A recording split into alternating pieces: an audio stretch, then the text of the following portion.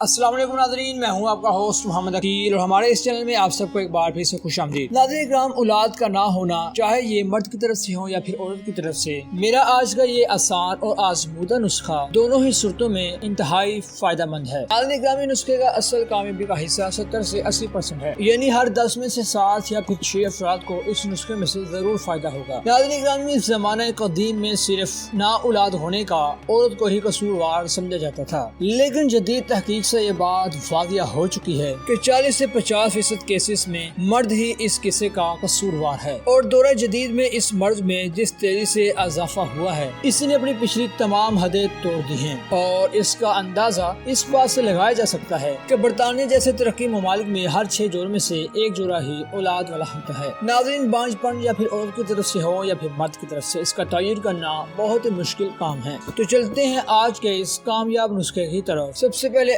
آپ نے ارک کے مکو اور سوکھا سنگارا دونوں کی مقدار ضرورت کے مطابق لے لیں۔ اب دونوں کی مقدار ضرورت کے مطابق آپ لے لیں گے تو آپ نے اس کے بعد ارک مکو کے 5 چمچ صبح نہار منہ اور شام کو عورت استعمال کرے۔ سوکھے سنگارے کا پاؤڈر 1 چمچ صبح اور شام کو عورت اور مرد دونوں استعمال کریں۔ انشاءاللہ 3 ہفتوں میں ضرور آپ اس کا رزلٹ دیکھیں گے۔ ناظرین اکرامی، دونوں ہی چیزیں بہت ہی اہمیت کی نوعیت ہیں۔